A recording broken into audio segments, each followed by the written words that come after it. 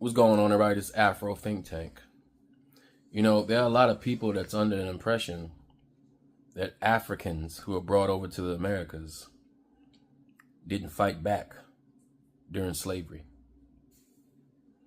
There are a lot of people who are under the impression that for 400 years, really like 300 years in America, that Africans who are supposed to be proud warriors on the continent of itself just sat back and took it. And it was like, yes, a massa. Yes, a boss.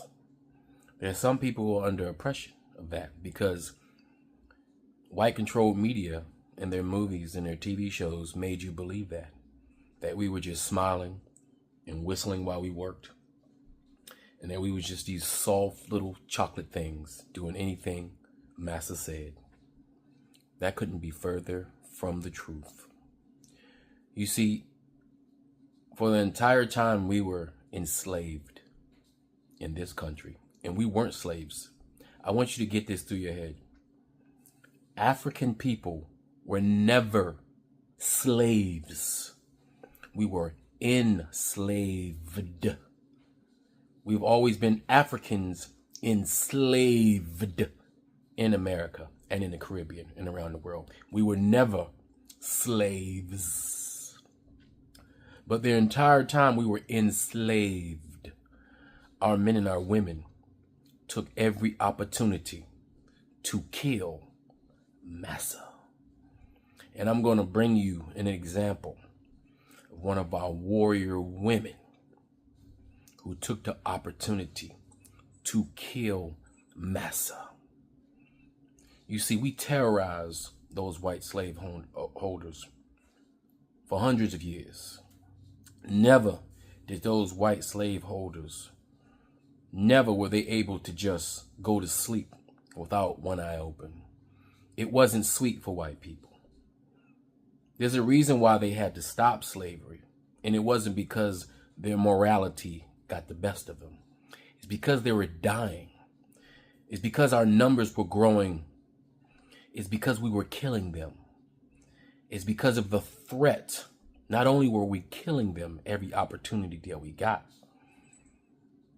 but when we killed them, we messed up the corporations. But you see, most of the corporations that own these plantations, they were based out of Europe, France, England, various other European countries. And they sent their middle management to America to run and operate these slave plantations. We would kill middle management.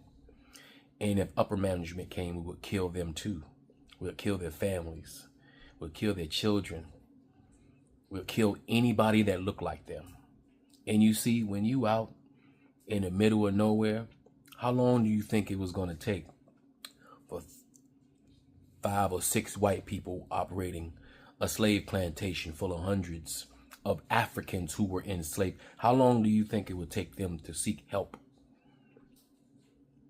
African people have always been warriors. And even in our darkest times, we was always ready to fight, utilizing our ancestors. It wasn't just Haiti. Haiti was not the only example of African resilience against white people. It was one of many. But you see, white America doesn't want to highlight that part of history. They don't want to show that part of the 400 years of slavery. They'd rather much show, when they show slavery, that they were dominating, unchallenged. But in fact, they were terrorized. They were afraid of us back then the same way they're afraid of us now. And you see, back then, they didn't have fully automatic weapons. It took a minute to reload that musket. And sometimes that's the only minute that it took to slit their throats, to bash them over their head with something hard. So without further ado, I'm going to give you an example of one powerful sister, one powerful ancestors that did just that. Killed the devil during a time of war. That we were enslaved by the savage barbarian. Anyway, tell me what you think in the comment section. It's Afro Think Tank. Learn something, teach something. I'm out. She poisoned an entire family on their wedding day. Over 17 people were unalived. This is the cook slave who poisoned her entire family after being brutally mistreated. This happened in the heart of Mississippi in 1849 on the Mississippi River. And this Riverdale mansion held 17 members of Warren County's most prominent families, and they succumbed to a slow and agonizing death. This is Black AF history, the unwhitewashed story of America. I highly recommend it. These are the stories they don't tell you in school. Their faces contorted in expressions that doctors could never explain. They were found with their eyes still open, liquid oozing from their mouth from the herbs that the slave had picked and meticulously added to the dishes that she prepared for the wedding day. It was 1848.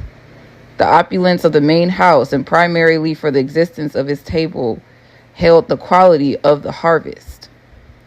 Colonel James Riverside had inherited the property, and he had 340 slaves underneath him. In no way did he prepare for Celia to take his life. Now, Celia had arrived at the plantation as a child in 1829, and she was mistreated brutally. But it hit the fan when her daughter started getting mistreated as well. She decided to come up with a plan of mixing different herbs for each person. One in particular caused hallucinations, so they could see everything they had done right before they passed. Free Sudan! Boycott diamonds and gold! Free Sudan! Boycott diamonds and gold! We most definitely cannot forget about the people of Sudan. Wait. Before you go, for all my subscribers and philanthropists out there, I'm building a solar power community water bowl system in Nigeria. It's going to cost between $5,000 and $6,000. I'm trying to raise money. If you want to participate and help me build this solar power water system, please donate to the Cash App and put solar water in the notes. Solar water in the notes. I'll put PayPal, Stripe, and Zelle. Anyway, thank you. That's all I gotta say. It's Afro Think Tank. Learn something, teach something. I'm out. Thanks for watching Afro Think Tank. Don't forget to like, share, and subscribe. And follow me on Substack and Patreon for more content. Remember, it's Pan-Africanism or nothing.